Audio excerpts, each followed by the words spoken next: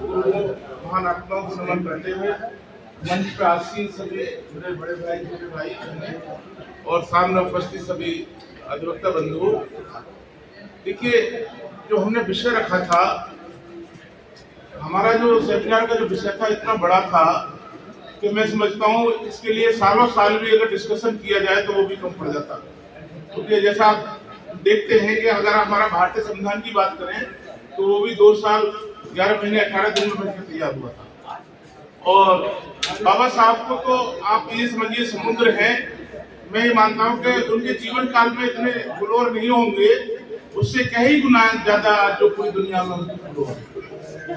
और बुद्ध तो अपने आप में ही बहुत बड़ी मतलब तरह की समुद्र है कि उनके विषय में तो कोई भी बात करना बहुत एक तरह की वो होगी। मगर देखिए किसी भी प्रोग्राम करने का एक उद्देश्य होता है, एक औचित्य होता है और कुछ कारण होते हैं। ये प्रोग्राम जो रखा गया पता नहीं ये उनका दुर्भाग्य है या क्या था, जो लोग नहीं आए जिनको आना चाहिए था, समय ने उनको रोक दिया। क्योंकि हमारे प्रोग्रामों की इतनी विशेषता रही है कि जो भी इस प्रोग्राम में मन से आया उसको कुछ ना कुछ यहाँ से मिला। हो सकता है उनके भाग्य में नहीं था कि उनको कुछ मिलने वाला है। क्योंकि इस प्रोग्राम के माध्यम से पिछली बार जब शैलजा जी थी तो फर्स्ट प्रोग्राम जो हमारे टीनों में हुआ था तो वो कह रही थी कि मुझे कौन हाईकोर्ट में जज बनाएगा।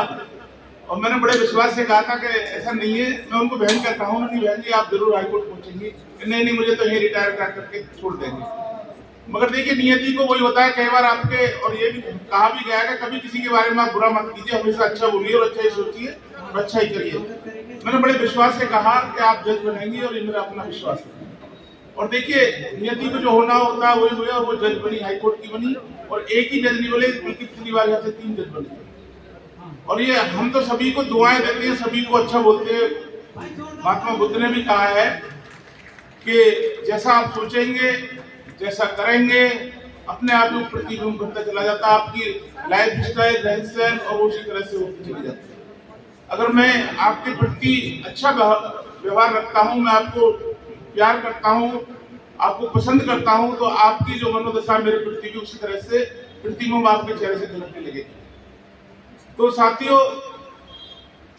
मैं मानता हूँ मेरे अंदर बहुत सारी कमियां हो सकती है और मैं सारे जितने बैठे हुए साथी हैं भाई, आज तो जो लोग नहीं आए मुझे बड़े दुख के साथ और बड़ी तकलीफ के साथ कहना पड़ रहा है कि इंडिविजुअल मेरे अंदर कमियां हो सकती थी, उनको बाद में भी हम जो रेक्टिफाई कर सकते थे, सॉर्ट आउट कर सकते थे। और इतना बड़ा प्रोग्राम यहाँ किया गया हमने, और मैं समझता हूँ इस प्रोग्राम को लेके पूरी दिल्ली नहीं, क्योंकि हमारी संस्था ऑल इंडिया स्तर की है, उसको सभी ने अप्रिशिएट किया।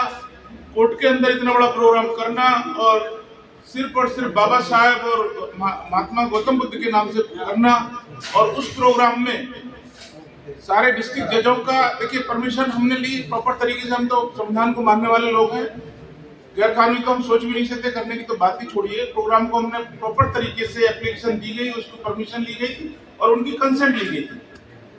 और हमने उनको ये कहा था कि भाई आप जो है परिवार के मुख्य हैं और आपको आना चाहिए। और चूंकि देखिए आपके चैनल के माध्यम से अब अपनी बात पहुंचाऊंगा उनके पास में, और अगर मुझे मौका मिला तो पर्सनली मिलकर भी आऊंगा।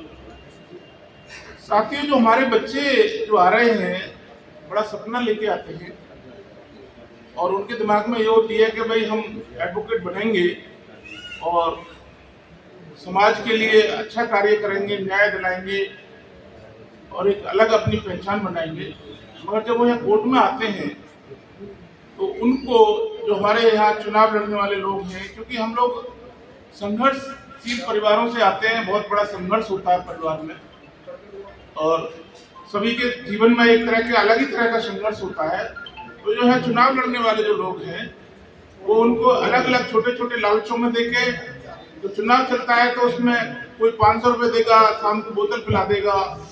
साथियों, मैं उन नौजवान साथियों से इस मंच के माध्यम से और आपके चैनलों के माध्यम से मैसेज देना चाहता हूं और उनसे अपील करना चाहता हूं कि देखिए सारा जो जीवन चलता है अपने बल पर ही चलता है। दूसरे के सहारा कितना ही मजबूत हो, उस सहारे से ना तो जीवन चला करता है, ना ही कोई सफलता मिलती है। और दूसरे वाला सहारा, या एक हमारे काशीराम साहब कहा करते थे कि जिसका इशारा होगा जिसका सहारा होगा उसका इशारा भी होगा, तो बिना मतलब के आपको कोई सहारा नहीं होगा। और यह देखा भी गया है कि चुनाव के समय में वो उनकी टीम होती है 20 की 25 की, और बाद में वही बच्चे हमारे पास आके संपर्क करते हैं कि जी हमें जूनियरशिप रखिए, हमारा कुछ भला कीजिए। तो हर आदमी की, हर हमारे सीनियर्स की एक मजबूरियां हैं, लिमिटेड चीजें हैं। तो मैं तो उनको यही कहूँगा, और जो जजों से हम यही कहना चाह रहे थे सारे परिवार के उनसे, कि भाई आपने डीएलएसए जब से इंट्रोड्यूस किया है, डीएलएसए में सारा बिना कोई उस पर आपका कोई कंट्रोल है, ना ही कोई ऐसी चीजें हैं। तो भाई कम से कम जो हमारे जो नए बच्चे आ रहे हैं उनको जैसे ही वो एनरोल होता है तो उसको अपने डीएलएसए में अटैच कर लें, और उनको वहाँ से ट्रेनिंग का भी वो मिल जाए, और कुछ स्टाइपेंड भी, उनकी पॉकेट मनी वगैरह खर्चे वर्चे वो मिल जाए। इस बात को पीछे सैलजा साहब जो है उन्होंने कंसिडर भी किया था, और वो कह के गई थी हमारे उसमें कि आप हमें जो लिस्ट दीजिए और हम जो है उस पर जरूर कंसिडर करेंगे, चाहे हमें उस पर लॉ वाला बनाना पड़े। और इसके अलावा बहुत सारी और भी चीजें, जैसे लोकल कमिश्नर अपॉइंट करने की बात है, या हमारे स्टैंडिंग काउंसिल है गवर्नमेंटों में, या और बहुत सारे ऐसी चीजें हैं। तो साथियों एक कहावत है, अभी हम एक जज साहब से मिले थे हाईकोर्ट में, तो उन्होंने कहा कि भाई आप जो भी कर रहे हो बहुत अच्छा कर रहे हो, अप्रिशिएट भी किया, और हमारा हौसला भी वहीं से बुलंद हो जाता है जब जरा भी वो एक पीठ थपथपा देता है, तो उसमें निश्चित रूप से आपका हौसला बढ़ जाता है और आपको करने की, कार्य करने की जबरदस्त ताकत हो जाती है। तो उन्होंने कहा कि देखिए ये बात सही है कि जहाँ आरक्षण की व्यवस्था नहीं है वहाँ पे हमारी मतलब रिप्रेजेंटेशन नगण्य है, वहाँ कोई नहीं पहुँचा है। ये बहुत कड़वा शब्द है और आपको पहुँचने भी नहीं दिया जाता। और जहाँ आरक्षण की व्यवस्था है वहाँ मैं समझता हूँ आज भी आप देखें कि 4th क्लास में भी आज तक जो वैकेंसी है वो पूरी नहीं हुई, जबकि हमारे जितने भी अगर सीजीआई साहब भी थे, अगर वो एक ऐसा ऑर्डर पास करके जो उन्हें नहीं करना चाहिए थे, अगर मेरा जैसा होता तो मैं तो सारे डिपार्टमेंट से मंगाता कि भैया कितना बैकलॉग पड़ा हुआ है और तुमने ये बैकलॉग पूरा क्यों नहीं किया, और अगर क्यों नहीं करा तो क्यों नहीं आपके अगेंस्ट कानूनी कार्रवाई की जाए, क्यों नहीं आपको जेल में डाला जाए ना करने के लिए।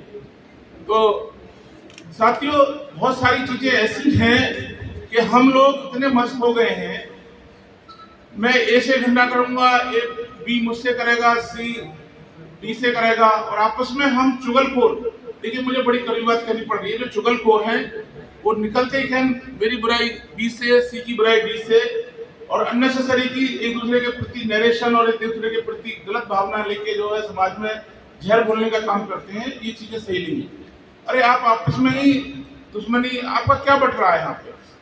भाई आपका कोई यहाँ सबका रहन सहन अलग है, खान पान अलग है, हो सकता है आप मुझे पसंद नहीं करते, मगर मेरी बुराइयां तो मत करो। ऐसी ऐसी बातें करेंगे आप जिसका आपको मेरे बारे में जानकारी नहीं, पता नहीं, फिर भी आप मेरे प्रति गलत धारणा से नरेशन स्टार्ट कर देते हैं। भाई जो आदमी ढंग से काम करना चाहता है या जो कर रहा है उसे करने दीजिएगा। अगर आपको लग रहा है कि वो गलत कर रहा है, कुछ भी कर रहा है, संपूर्ण तो कोई नहीं हो सकता ना। किसी में जो है, जैसे एक गिलास में पानी भरा हुआ है, आधा गिलास भरा हुआ है, आधा खाली है, तो निश्चित रूप से आप कहेंगे आधा गिलास भर रही है, मैं कहूँगा आधा भरा हुआ, बात दोनों सही होगी। और इसमें दोनों की चॉइस अलग है, आपकी चॉइस अलग है। हो सकता है आपको मेरी क्या चीज पसंद है, मुझे आपकी क्या चीज पसंद है, और कम से कम जहाँ अधिकारों की बात है, अधिकारों की लड़ाई है, हम लोग एडवोकेट हैं, ऑफिसर ऑफ द कोर्ट हैं, और ये हमारी समाज के प्रति जिम्मेदारी भी है, और समाज भी हमसे यही उम्मीद लगाता है, आज भी भरोसा करता है, लेकिन सारी चीजें खत्म हो चुकी हैं, और एक समाज का जो भरोसा रहा है सिर्फ और सिर्फ हम लोगों के ऊपर ही रहा है। अगर आप लोग भी अपने अधिकारों को नहीं बचा सके, आपको कोई नहीं कह रहा कि भैया आप समाज का काम कीजिए, आपके बस की नहीं है, छोड़ दीजिए। बाबा साहब का कथन आज मुझे याद आता है कि भाई मेरे समाज के लोगों कम से कम इसको आगे ना ले जाते, नहीं छोड़ देना, कुछ मत करना। मगर हमारे जो लोग हैं सारे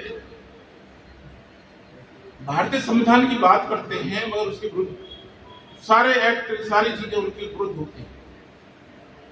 देखिए बहुत हम बड़े ही क्रूशियल समय से गुजर रहे हैं। आज हालात ये हो गए हैं कि सुप्रीम कोर्ट जो है चुनाव की बात ना करके सबरीमाल पे 8-8, 7-7 दिन सुनवाई करता है। ठीक है सर, गलत तो नहीं करा?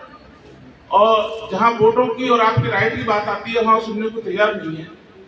मैं तो एक जज साहब से कह रहा था कि हमारी एक महिला एडवोकेट के साथ घटना होती है, उस घटना का संज्ञान लेने के लिए सुप्रीम कोर्ट को इंटरफेयर करना पड़ता है, जबकि वो काम मजिस्ट्रेट का है, एसएचओ का है। SHO FIR दर्ज करता, उनको अरेस्ट करता, जेल भेजता। जो अपना जो PNSS जो नया कानून है इंटरिम रिलीफ का, उसमें सारे प्रोविजंस हैं, उसको प्रोवाइड करा देता। सुप्रीम कोर्ट की क्या जरूरत थी भाई? सुप्रीम कोर्ट अगर मजिस्ट्रेट का SHO का काम करेगा तो जो सुप्रीम कोर्ट को काम करने चाहिए उसे कौन करेगा? ये सिर्फ और सिर्फ इसलिए हो रहा है कि पार्लियामेंट में या देश की विधानसभाओं में वो लोग पहुंच गए हैं जिन्हें पार्लियामेंट से ABCD का पता नहीं है, ना उन्हें कोई किसी के आम आदमी की दुख तकलीफ की बात है, और एक तरह से झूठ बोल के गुमराह करके आपके साथ में एक पूरी व्यवस्था को तहस नहस करके मतलब खत्म करने की कोशिश की जा रही है। तो ऐसे उसमें देखिए जो प्रबुद्ध लोग हैं, जो संविधान के जानकार है, संविधान के बारे में जानने वाले लोग, उनसे बढ़िया कोई नहीं जान सकता। ये हम सब की ड्यूटी है, और करने वाले कुछ ही लोग होते हैं साथियों। मैं समझता हूँ ईमानदारी से अगर यहाँ हम जो 50, 100, 200, 400 जो भी लोग हैं, अगर ईमानदारी से हम लोग बीड़ा उठा ले कि भाई संविधान की तरफ कोई आंख उठा के भी देखेगा तो उसकी आंखों को निकालने की आपको ताकत होनी चाहिए, हिम्मत रहनी चाहिए। और देखिए अत्याचार जुल्म ज्यादती राजा से कभी नहीं होता। जो राजा होता है उसकी तरफ कोई आंख नहीं उठाता। हमेशा जो जुल्म ज्यादती जो होती है वो किसके साथ होती है? जो कमजोर है, जिसका कोई धनाधोरी नहीं है। तो आपको ताकत बनानी पड़ेगी। देखिए ताकत का यूज तो हर आदमी करना चाहता है, मगर ताकत बनाने की दिशा में कोई भी काम नहीं करता, और उसी से आपका भला हो सकता है, उसी से आपका कल्याण हो सकता है। और यहाँ एक जो महात्मा बुद्ध की जो एक वो है कि अपो दीपो भवो, हमारे पूर्व वक्ताओं ने भी कहा है कि अपना दीपक बनिए। जब तक आप अपना दीपक नहीं बनेंगे आपका कहीं कुछ भी उद्धार होने वाला नहीं है। देखिए दो ही चीज होती है, या तो आप झूठे हैं या आप झूठे सच्चे हैं, तीसरा रास्ता कोई नहीं है। ऐसे ही जीवन का है, या तो आप सच्चे हैं झूठे हैं। कोई गुमराह करके कहेगा नहीं मैं झूठा नहीं हूँ सच्चा हूँ, तो ये चीजें नहीं है। देखिए एक व्यवस्था इस देश के अंदर चल रही है जो टोटली झूठ पे, फरेब पे, धोखे पे आधारित है। एक व्यवस्था वो चल रही है जो संविधान को नहीं मानते, संविधान को तरह तरह से खत्म करना चाहते हैं, और एक व्यवस्था वो चल रही है संविधान को मानने वाली है। साथ देश के अंदर संविधान का रहना बहुत जरूरी है, क्योंकि संविधान के रहते हुए आपके हक सारे राइट्स सुरक्षित हैं। अगर संविधान है तो झोंपड़ी में रहने वाला बच्चा भी अपने सपने देख ही नहीं सकते, पूरा कर सकता है संविधान। अगर संविधान नहीं रहेगा तो निश्चित रूप से ये सारा सिस्टम कुछ लोगों के, चंद लोगों के हाथ में होगा, और वो आपको पूरी तरह से गुलाम बना के और इस हाल में कर देंगे कि आप अगर रोटी भी खा लेंगे तो आप उसी में अपना विकास और अपना डेवलपमेंट सोचेंगे। तो साथियों समय आ गया है कि हम लोग सब मिलके ईमानदारी से एक दूसरे के साथ कंधे से कंधा मिला के और लीडरशिप पे विश्वास करके साथ दें एक दूसरे का। और अगर दूसरे एक दूसरे का आपने साथ दिया तो साथ मिलने के बाद ही कोई चीजें जो खत्म हो सकती हैं।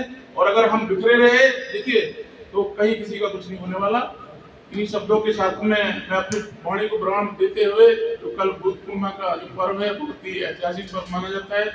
इस पर्व पे सभी के जीवन में खुशहाली आए, जो आप अपने जीवन में जो भी चीज चाहते हैं वो आपको सब मिले, आपका कल्याण हो, आप भाग्यशाली रहे और सब कुछ प्राप्त करें। इसी का जय भीम, नमो बुद्धाय।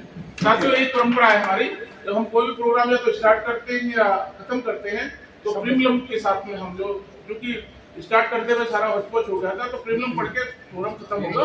तो प्रीमियम मैं जो आगे पढ़ूंगा आप लोग पीछे पीछे पढ़ेंगे। सब लोग आगे आ जाए, थोड़ा सा इधर ही आ जाए। People of India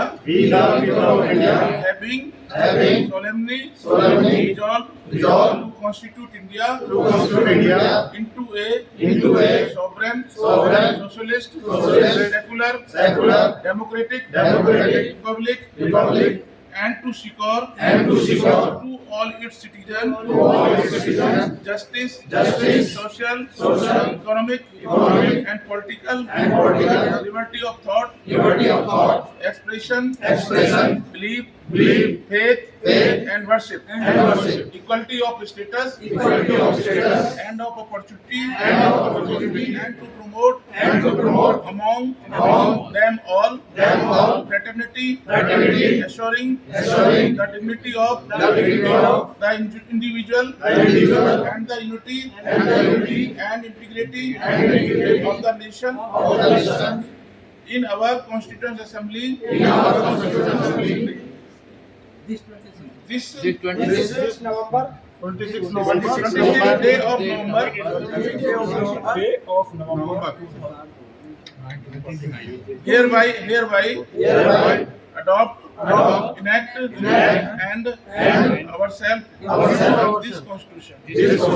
Jai Bhim, Namo Buddhaya.